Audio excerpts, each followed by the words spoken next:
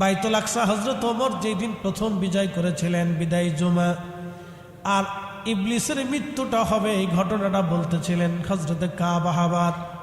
তিনি ছিলেন বাইতুল আকসার প্রধান ইমাম, খ্রিস্টানদের প্রধান পোপ। সারা পৃথিবীর যত খ্রিস্টান ছিলেন, ধর্মগুরু ধর্মযাজক ছিলেন, সবার যিনি প্রধান ছিলেন তিনার নাম ছিল কাব আহবার রাহিমাহুল্লাহ। তিনি বাইতুল আকসার খ্রিস্টানদের প্রতিনিধি ছিলেন, ইমাম ছিলেন, পোপ ছিলেন। মুসলমানরা যখন বাইতুল আকসা দখল করে নিল, দখল করে নিয়ে যাওয়ার পরে খ্রিস্টানরা বলল, হে মুসলমানরা, আমরা তোমাদের হাতে কালেমা পড়ব না, আনুগত্য স্বীকার করব না। যদি খলিফাতুল মুসলিমিন হযরত ওমর আসে, আমরা হযরত ওমরের কাছে স্যারেন্ডার পত্র জমা দেব। খ্রিস্টানরা বলল, আমরা ওমরের কাছে স্যারেন্ডার পত্র জমা দিব। এই কথা বলার পরে সেনাপতি চিঠি লিখলেন। হযরত ওমরের হাতে চিঠিখানা আসলো। হযরত ওমর তার গোলাম আসলাম রাদিয়াল্লাহু আনহুকে নিয়ে রওনা শুরু করলেন। গোলাম আসলাম ছিলেন ওনার প্রধান ভৃত্য এবং খুব বিশ্বস্ত সহযোগী। তাকে নিয়ে রওনা করলেন। পৃথিবীর এত বড় একজন খলিফা রওনা করেছেন, তার কোনো গোয়েন্দা ডিভিশন নাই, সেনাবাহিনী নাই, তার কোনো নিরাপত্তা ডিভিশন নাই, কিচ্ছু নাই। শুধু একটা উটের পিঠে চড়ে দুইজন রওনা হয়ে গেলেন। একসাথে বলা যাবে সুবহানাল্লাহ।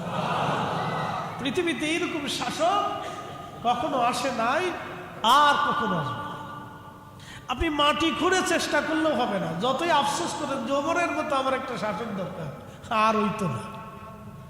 ওমরের মতো পাবেন না, এটা শুধু আফসোস করতে হবে। কারণ আল্লাহ রাসূল বলছেন, আল খালাফাতুস সালাসুনা সানা, খেলাফত 30 বছর থাকবে। ফালাইকুম বিসুন্নতি ওয়া সুন্নাতিল খুলাফাইর রাশিদিন আল মাহদিন। আমার 4 খলিফা আসবে, তাদের আনুগত্য করবে, তাদের পরে পৃথিবীতে আর কখনো খেলাফতের জন্ম হবে না। এবং এই 4 জনের মতো পৃথিবী চালাইতে আর কেউ কোনোদিন পারবে না। তবে হ্যাঁ, আল্লাহ রাসূল বলে গেছেন, পৃথিবীর শেষ সময় আমার মাহদী দুনিয়াতে আসবে। আমি যেইভাবে কালিমাতুত তাওহীদ ও কালিমাতুর রাসালাতকে প্রতিষ্ঠিত করেছি, আমি আল্লাহর জমিনে যেইভাবে আল্লাহর আইনকে বাস্তবায়ন করেছি, ঠিক সেইভাবে হযরত ইমাম মাহদী এসে খোদার জমিনে খোদার দ্বীন বাস্তবায়ন করবে। একসাথে বলেন সুবহানাল্লাহ। এর ভিতরে এই 4 জনের মতো আর কেউ পারবে না। চেষ্টা করবে, হবে, কিন্তু ওনাদের মতো হবে না। আইন আসবে, কিন্তু ওনাদের মতো এইভাবে কেউ বাস্তবায়ন করতে পারবে না। আইন আসবে, যেমন এখন সৌদি আরবে আছে। সৌদি আরবের রাজারা কোরআনের আইন দিয়ে দেশ চালাচ্ছে, কিন্তু হযরত আবু বকর, ওমর, উসমান, আলীর মতো না। এটা সম্ভব না, আদৌ কখনো হবে না, কিয়ামত পর্যন্ত হবে না মাহদী আলাইহিস সালাম ছাড়া। এটা আল্লাহ রাসূলের ঘোষণা, আপনি যতই বলেন কাজ হবে না। এটা আল্লাহর রাসূলের ঘোষণা। তো যাই হোক, হযরত ওমর রাদিয়াল্লাহু আনহু রওনা করলেন, গোলাম আর 2 জন, কেউ নাই সাথে।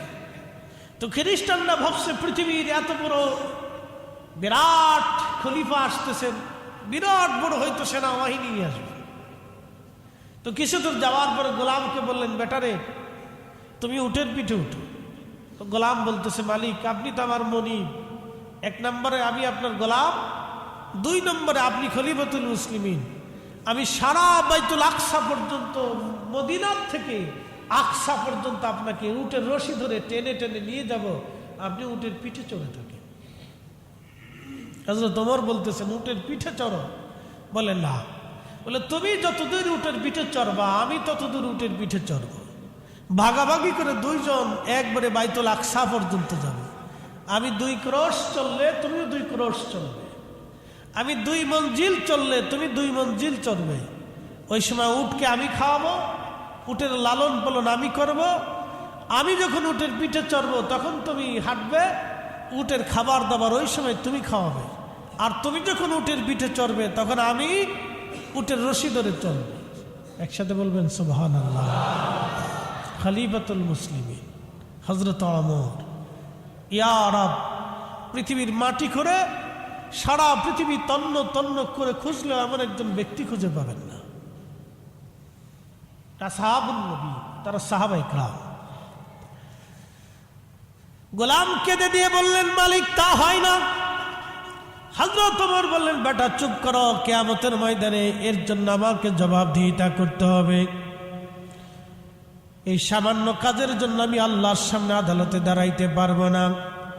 তুমি উটের পিঠে চড়বা, আমি রশি ধরে টেনে টেনে নিয়ে যাব। দুইজন ভাগাভাগি করে রওনা হলেন।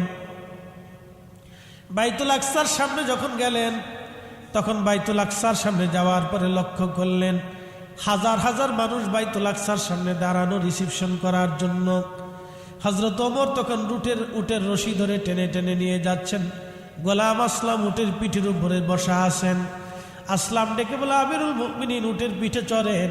মানুষ আমাকে আমিরুল মুমিনিন বলবে, আপনাকে গোলাম ভাববে। হযরত ওমর বললেন, তাতে কিচ্ছু আসে যায় না। এই বিষয়ের জন্য কিয়ামতের ময়দানে আমি আল্লাহর সামনে জবাবদিহিতার জন্য দাঁড়াইতে পারবো না। আল্লাহু আকবার। আল্লাহকে ভয় করতেন। জোরে বলেন, কাকে ভয় করতেন? কাকে ভয় করতেন? আল্লাহকে ভয় করতেন। আল্লাহকে ভয় করতেন। হযরত ওমর রাদিয়াল্লাহু আনহু তিনি উটের রশি ধরে টানতে টানতে রওনা করলেন। খ্রিস্টানরা ভাবল উটের পিঠে যিনি তিনি আমিরুল মুমিনিন। কিন্তু খ্রিস্টানরা হতবাক, এত বড় খলিফা আসতেছেন কোন রণসাজে সজ্জিত হয়ে না, একটা উটের পিঠে একজন গোলাম নিয়ে। সেনাপতি বলেন, তিনি আমাদের আমিরুল মুমিনিন, তাকে রিসিভ করার জন্য যাও। খ্রিস্টানরা দৌড়ে এসে গোলাম আসলামকে উটের পিঠ থেকে নামাইতে গেলেন। তখন গোলাম আসলামকে দিয়ে বলেন, আমি আমিরুল মুমিনিন না, উটের রশি যিনি ধরে ধরে টানতেছেন উনি আমিরুল মুমিনিন, উনি খলিফাতুল মুসলিমিন হযরত ওমর। তখন এই কাবা রাদিয়াল্লাহু আনহু ডেকে বললেন, এ খ্রিস্টান, মুসলিমদের একজন আমির, আমিরুল মুমিনের আদর্শ যদি এটা হয় তাহলে তোমরা শোনো, আমি কালেমা পড়ে মুসলমান হয়ে যাচ্ছি। ইসলাম সত্য, তাতে কোনো সন্দেহ নেই। তখন তিনি কালেমা পড়ছিলেন। তো তার কথা বলছিলাম, শুধু তিনি না, হাজার হাজার খ্রিস্টান এই আদর্শ দেখে সাথে সাথে কালেমা পড়ে মুসলমান হলেন। বাইতুল আকসা মুসলমানদের দখলে চলে আসলো, আজও পর্যন্ত আছে। মাঝখানে ক্রুসেডাররা এটা নিয়ে চলে গিয়েছিল, 100 বছর পর্যন্ত খ্রিস্টানদের দখলে ছিল। সুলতান গাজী সালাউদ্দিন আইয়ুবী রাহিমাহুল্লাহর মাধ্যমে বাইতুল আকসা এক সাগর রক্তের বিনিময়ে সেটা দখল হয়েছিল। আবার এটা ইহুদিরা দখল করে নেওয়ার জন্য চেষ্টা করতেছে এবং তারা প্রায় 50-50 বাইতুল আকসা দখল করে দিচ্ছে। আপনি একটু চিন্তা করবেন, ফিলিস্তিনিরা এত মার খায়, এত মরে, কিন্তু বাইতুল আকসা ছাড়ে না। একসাথে বলবেন আল্লাহু আকবার। আপনি একটু চিন্তা করেন, এত শহীদ হচ্ছে, এত রক্ত চলে যাইতেছে, এত কিছু শেষ হয়ে গেছে, তাদের গ্রাম হয়ে গেছে, ঘর নাই, বাড়ি নাই, কিচ্ছু নাই, কিন্তু মাথা নত করে না। কেন করে না জানেন? কিয়ামত পর্যন্ত তারা কখনো মাথা নত করবে না। ওই জাতি মাথা নত করার জাতি না। 70,000 নবী জমিনে এসেছিলেন, বাইতুল আকসাকে কেন্দ্র করে 70,000 নবী ওই আশেপাশে ঘুমিয়ে আছে। 70,000 নবীর জন্ম হয়েছে। সাইয়্যিদুনা ইব্রাহিম আলাইহিস সালামের বংশধর তারা, আইয়ুব, ইয়াকুব, ইউসুফের বংশধর তারা বহু নবীদের বংশধর তারা। বড় বড় ইমাম, আইম্মে কেরাম, উলামা, ফুদালা, আউলিয়া, আতকিয়া জমিনের মধ্যে ঘুমিয়ে আছেন, তাদের বংশধর এরা। এই জন্য তারা মরে যাবে কিন্তু মাথা নত করবে না। একসাথে বলবেন আল্লাহু আকবার। তো কাব আহবার সে হাদিস বর্ণনা করতেছিলেন, হযরত আদম সফিউল্লাহ আলাইহিস সালাতু ওয়াসসালাম বলেন, যথেষ্ট হয়েছে, যথেষ্ট হয়েছে। মসজিদে নববীতে তখন সাহাবায়ে কেরাম বলেন, কাব তাহলে আপনি আরেকটু বলেন তো, আসরির জিব্রাইল আজাজিলের মৃত্যুটা কেমন ভয়ানক হবে, আপনি একটু বলেন দয়া করে। আবার প্রথমে তিনি বলতে চেয়েছিলেন না, কিন্তু সবার পিড়াপিড়িতে তিনি শুরু করলেন, শোনেন, সারা পৃথিবীতে বাজার সদাই চলতে থাকবে, মানুষ বাজারে ঝগড়া করবে, কেনাকাটা চলতেছে, প্রতিনিয়ত মতো সবাই কাজে অফিসে যোগদানের জন্য বের হচ্ছে, ব্যবসা বাণিজ্য নিয়ে সকালবেলা সবাই রওনা করতেছে। সূর্য আকাশে উদিত হয়েছে, সবাই নিশ্চিন্তে কাজ করতেছে। এমন সময় বিকট আওয়াজে হযরত ইসরাফিল আলাইহিস সালাতু ওয়াস সালাম সিংহায় ফুৎকার দিবেন। এত বিকট আওয়াজ হবে, ওই বিকট আওয়াজে পৃথিবীর অর্ধেক মানুষ একেবারে অজ্ঞান হয়ে পড়ে যাবে, আর বাকি মানুষগুলি একেবারে নির্বাক হয়ে পড়ে থাকবে। এরকম 3 দিন পর্যন্ত চলতে থাকবে। আবার সিংহে ফুৎকার হবে, সারা পৃথিবীর সমস্ত সৃষ্টিগুলি মৃত্যুমুখে পতিত হয়ে যাবে, শেষ হয়ে যাবে। তখন আমার রব, আমার আল্লাহ আজরাইলকে বলবেন, আজরাইল, তোমাকে সাহায্য করার জন্যে সারা পৃথিবীর মানব জাতি সৃষ্টি পর্যন্ত ফেরেশতা আমি তোমাকে দিয়েছিলাম।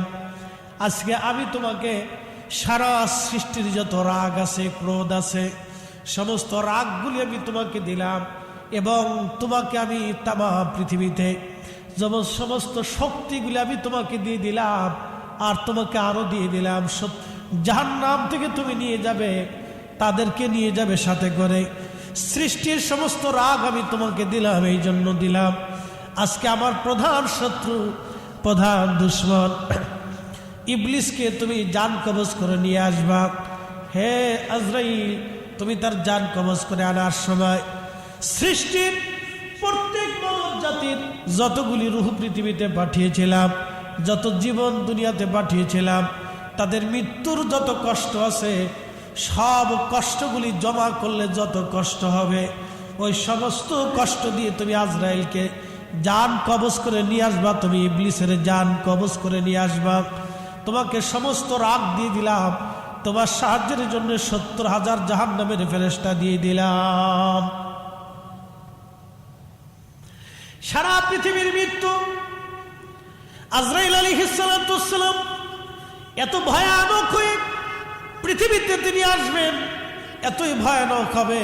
কাবুল আহবার বলতেছিলেন, দুনিয়ার মানুষ শোনো, এই দৃশ্য যদি পৃথিবীর মানুষ দেখত, তাহলে সারা পৃথিবীর সমস্ত সৃষ্টিগুলি ভয়ে একেবারে গলে মিসমার হয়ে যাইত।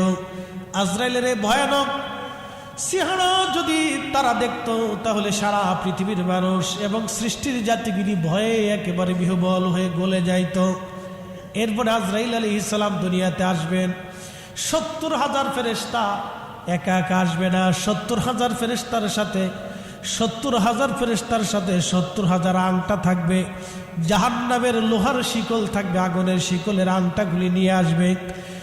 আজাজিলকে হত্যা করার জন্য, মারার জন্য, তার জান কবজ করার জন্য নিয়ে আসবে তারা। বিকট চেহারা আজরাইল আলাইহিস সালাম এসে আজরাইল ইবলিসের সামনে দাঁড়ায় একটা ধমক দিবে। একটা ধমক দেওয়ার পরে ইবলিস অজ্ঞান হয়ে পড়ে যাবে।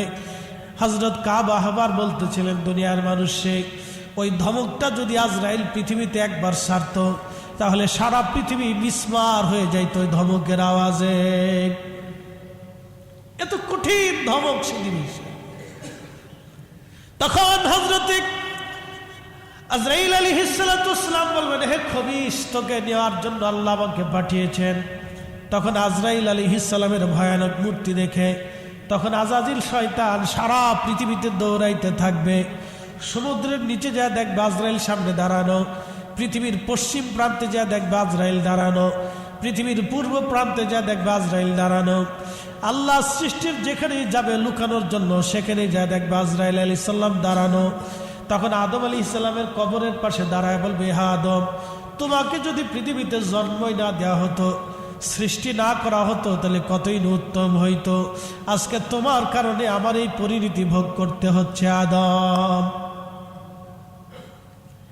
আলাইহিস সালামের কবরের পাশে দাঁড়ায় বলবে, আদম রে, তোমার যদি সৃষ্টি নাই করতো, তাহলে কতই না ভালো হইতো। আজকে আমার কি করুণ পরিণতি হচ্ছে। 70,000 ফেরেশতা তাকে ঘিরে ধরবে, পালানোর মতো কোনো রাস্তা খুঁজে পাবে না। তখন কাবুল আহবার বলতেছিলেন, সাহাবীরা শোনেন, আল্লাহ রাব্বুল আলামিন আজরাইলকে সমস্ত ক্রোধ এবং শক্তি দিবেন। আজরাইল আলাইহিস সালাতু ওয়াস সালাম তাকে ধরতে যাবেন, আবার সে পালায়া চেষ্টা করবে পালানোর জন্য। আল্লাহ বলেন, হুজুর আপনি বলে দেন, কুল ইন্নাল মাউতাল্লাযী তাফিরুনা মিনহু ফাইন্নাহু মুলাকিকুম। আপনি বলে দেন, তারা মৃত্যু থেকে পালায়, কিন্তু যতই পালানোর চেষ্টা করুক না কেন এই মরণ তার সাথে মোলাকাত করবে, এই মালাকুল মউত তার সাথে মোলাকাত করবে। তখন আজরাইল আলাইহিস সালাতু ওয়াস সালাম তাকে ধাওয়া করবে ধরার জন্য। তো সে দৌড়াইয়া আসমান থেকে তাকে যেখানে নামানো হয়েছিল পৃথিবীতে, আল্লাহর ওয়াকানা মিনাল কাফিরিন বলে আল্লাহ যখন আসমান থেকে তাকে দুনিয়াতে ফেলে দিয়েছিলেন, যেইখানে পড়েছিলেন সেইখানে সে আবার উপস্থিত হবে। 70,000 ফেরেশতা তাকে ঘিরে ধরবে, আজরাইল আলাইহিস সালাম তাকে উপস্থিত হবে। 70,000 ফেরেশতা জাহান্নামের লোহার আংটি দিয়ে তার রূহকে ধরে এত কঠিন ভাবে তার রূহকে বের করে নিয়ে আসবে যে तमाम পৃথিবীর যত মানুষের মৃত্যুর কঠিন যন্ত্রণা সে সেই দিন একা ভোগ করতে থাকবে। এখন মৃত্যুর যন্ত্রণাটা কত কঠিন। আল্লাহ রাসূল বললেন, একটা মানুষকে, একটা উটকে জিন্দা হালতে 100 বার, কোনো মতান্তর আছে 70 বার, 100 বার একটা উটকে জিন্দা অবস্থায় চামড়া ছিলাইলে, তার পোড়া বডির চামড়া ছিঁড়ে ফেরে বের করে নিয়ে আসলে উটের যত কষ্ট হয়, আবার চামড়া হবে, আবার ছিলানো হবে, এইভাবে 100 বার জিন্দা হালতে একটা উটকে চামড়া ছিলাইলে যত কষ্ট, নাফরমানদের মৃত্যুটা তত কষ্ট। এরকম সারা পৃথিবীর কোটি কোটি মানুষের যত কষ্ট, আজাজিলকে সেই কষ্টটা সেই দিন দেওয়া হবে। এত ভয়ানক কষ্ট তাকে দেওয়া হবে। আল্লাহ বলবেন, হে আজাজিল, আমি আমার প্রতিষ্ঠিত দিবস পর্যন্ত তোমাকে সুযোগ দিয়েছিলাম, আজকে সেই দিন যেই দিন তোমাকে আমি আমার দরজাতে নিয়ে আসতেছি। শয়তানের মৃত্যু হবে। আমাদের মৃত্যুটা এবং শয়তানের মৃত্যুটা কেমন হবে, এই বিষয় নিয়ে আমি আজকে আপনাদের সামনে উপস্থাপন করব। শয়তানের মৃত্যু হবে, আমাদের মৃত্যু হবে। আদম আলাইহিস সালাতু ওয়াস সালামের ইন্তেকালের সময় এসে গেল। তিনি বিছানাতে শুয়ে আল্লাহকে বলেন, ইয়া রাব্বি, আপনি তো আমাকে আপনার কাছে নিয়ে চলে যাচ্ছেন, কিন্তু আমার দুশমন তো খুশি হচ্ছে। আল্লাহ, আমার দুশমনকে তো আপনি এক দীর্ঘদিন পর্যন্ত আপনি তাকে ছুটি দিয়েছেন, এক প্রতিষ্ঠিত দিবস পর্যন্ত, অর্থাৎ কিয়ামত পর্যন্ত আপনি তাকে ছুটি দিয়েছেন, সুযোগ দিয়েছেন, রুখসত দিয়েছেন। আমার ইন্তেকালে তো সে অত্যন্ত খুশি হবে, কারণ আমি আল্লাহর কাছে আপনার কাছে চলে যাচ্ছি আমার সন্তানদেরকে দুনিয়াতে রেখে। তখন আল্লাহ বললেন, আদম শোনো, তুমি আমার জান্নাতে চলে আসবে, আর আমি তাকে প্রতিশ্রিত সময় পর্যন্ত সময় সুযোগ তাকে দিচ্ছি, কিন্তু শুনে রাখো, আমি তাকে সৃষ্টির সমস্ত মানব জাতির মৃত্যুর যন্ত্রণা যত কঠিন, আমি ইবলিসকে তত কঠিনভাবে শাস্তি দেব। তার মৃত্যুটা হবে সমস্ত মৃত্যুর সমতুল্য। আবার বলি, আজরাইল আলাইহিস সালাতু ওয়াস সালাম আদম সফিউল্লাহর কাছে আসছে জান কবজ করবে। আদম আলাইহিস সালাতু ওয়াস সালাম আল্লাহকে বলতেছেন, ইয়া রব, আমি তো আপনার দিদারে, আপনার ডাকে সাড়া দিয়ে চলে যাচ্ছি, আমার অনেক সন্তান দুনিয়াতে রেখে যাচ্ছি, কিয়ামত পর্যন্ত আমার সন্তানরা পৃথিবীতে আসবে। আল্লাহ, কিন্তু আপনি তো আমার দুশমনকে প্রতিষ্ঠিত সময় পর্যন্ত সুযোগ দিচ্ছেন, সে তো অনেক খুশি হবে। দুশমনকে তো চিনছেন আপনারা, ইন্নাহু লাকুম আদুব্বুম মুবিন, সে আমাদের প্রকাশ্য দুশমন। প্রথম থেকে সে দুশমনি শুরু করছে। আমার রব জানাইলেন, আদম, আমি তাকে কিয়ামত পর্যন্ত সময় দিয়েছি পৃথিবীতে, সে মানুষদেরকে ধোঁকা দিতে থাকবে আদম, কিন্তু তোমাকে জান্নাতের প্রতিশ্রুতি দিচ্ছি, আর তার কথা শুনে নাও।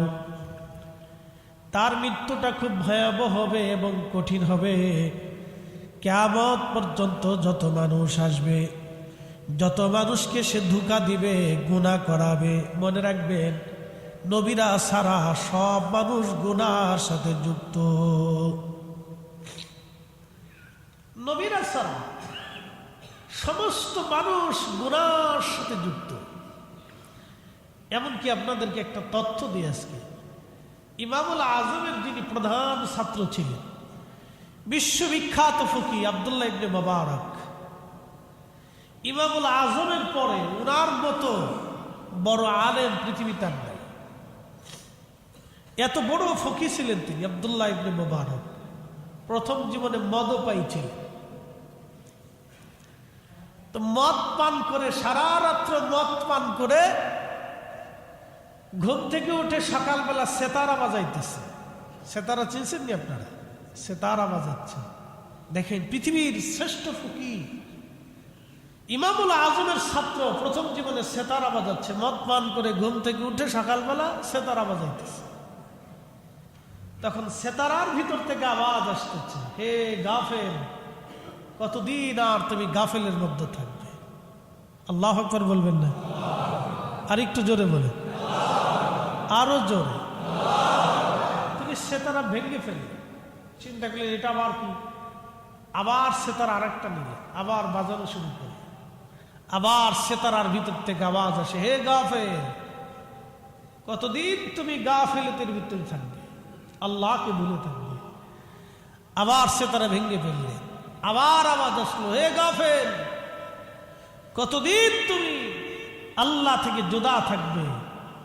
ওনার হুঁশ ফিরে আসলো, আয় রব, ভুল হয়ে গেছে। সেজদায় পড়ে তওবা শুরু করলেন, আল্লাহর পথে বের হলেন। সারা পৃথিবীর 4000 মুহাদ্দিস, ফকিহ, মুফতি, আলেম, মুফাসসির থেকে তিনি ইলম জোগাড় করলেন। সুবহানাল্লাহ বলবেন না? ওনার বাবা ওনাকে 30,000 স্বর্ণ মুদ্রা দিলেন। অনেক ধনী ছিলেন, জমিদার ছিলেন। 30,000 স্বর্ণ মুদ্রা দিয়ে বললেন, বেটা ব্যবসা করে আসো। এই 30,000 স্বর্ণ মুদ্রা নিয়ে তিনি বের হলেন। সুদূর সারা পৃথিবী পরিভ্রমণ করে উনি এলেম জোগাড় করে বাড়ি চলে গিয়ে বাপকে বললেন। বাপ জিজ্ঞেস করলেন, বেটা 30,000 স্বর্ণ মুদ্রা তোমাকে দিলাম ব্যবসা করার জন্য, কি করছো? আব্বা, এমন এক ব্যবসা করেছি, এমন জিনিস জোগাড় করে আনছি যাহা কখনো ক্ষয় হবে না। আব্বা, সারা পৃথিবী ঘুরে ঘুরে আমি এলেম জোগাড় করে নিয়ে এসছি। বাবা সন্তানের কপালে চুমা খেয়ে বললেন, বেটা তুমি আমার সম্পদের সুন্দর ব্যবহার করেছ, তোমাকে আরো 30,000 দিয়ে দিলাম, যাও খরচা কর। ছেলেরে কোরআন শরীফ শিখাবেন, একটা মাস্টার আপনি ঠিক করতে পারেন না। মেয়েরে কোরআন শিখাবেন, একটা মাস্টার আপনি ঠিক করে দিতে পারেন না, কিন্তু অঙ্ক শেখানোর জন্য ঠিকই ঠিক করে দেন। আমাদের মুসলমানদের ব্যর্থতাই হলো এখানে। আপনি বাচ্চারে কোরআন শিখাবেন, একটা মাস্টার নিয়ে ভালো মতো ঠিক করে দিতে পারেন না, শুধু 500 টাকা খুঁজেন যে কোরআন শিখাবো, 3000 টাকা দিই। কোরআন শরীফ শিখাবো 5,000 টাকা দিই। 500 টাকা দিলে হুজুর আসুক, নিলে যাক চলে। আমাদের অসুস্থ মস্তিষ্ক কবে ঠিক হবে আমরা জানি না। সেই দিনের বাবা 30,000 স্বর্ণ মুদ্রা দিয়ে আব্দুল্লাহ ইবনে মুবারক, ইমামুল আজম, আমাদের হানাফি মাযহাবের ইমাম, তেনার সর্বপ্রধান ছাত্র। পৃথিবীর এমন কোন ফিকহের কিতাব নাই যে কিতাবে আব্দুল্লাহ ইবনে মুবারকের নাম না লেখা আছে। আল্লাহু আকবার, আল্লাহু আকবার। প্রিয় উপস্থিতি, এবার আদম শফিউল্লাহ আজরাইলকে বললেন, ভাই আজরাইল, তাহলে বলেন আমার দুশমন শয়তানের মৃত্যুটা কেমন হবে আপনি দয়া করে বলে দেন। আদম শফিউল্লাহকে হযরতে আজরাইল আলাইহিস সালাম বলতে লাগলেন। বলা শেষ হওয়ার পরে আদম বললেন, যথেষ্ট হয়েছে, যথেষ্ট হয়েছে। এই ঘটনা বলতেছিলেন কাব আহবার রাহিমাহুল্লাহ। মসজিদে নববীতে হযরত ওমর রাদিয়াল্লাহু আনহু সহ এক জমাত সাহাবায়ে কেরাম বসা ছিলেন। সাহাবীদের মাঝে তিনি বয়ান করতেছিলেন। তখন সাহাবীরা বলেন, হে কাব, আপনি তো তাওরাত জবুর ইনজিলে পারদর্শী অনেক বড় আলেম। এই কাবা আহবার ছিলেন বাইতুল আকসার প্রধান ইমাম। এই কাবা আহবার ছিলেন খ্রিস্টানদের প্রধান পোপ, বাইতুল আকসার প্রধান ইমাম ছিলেন তিনি। এই যে জুমাতুল বিদাতে পৃথিবীর বাইতুল আকসা মসজিদ যেদিন প্রথম বিজয় হলো সেই দিনটা জুমাতুল বিদার দিন ছিল, জুমায় বিদায়ী জুমার দিন ছিল।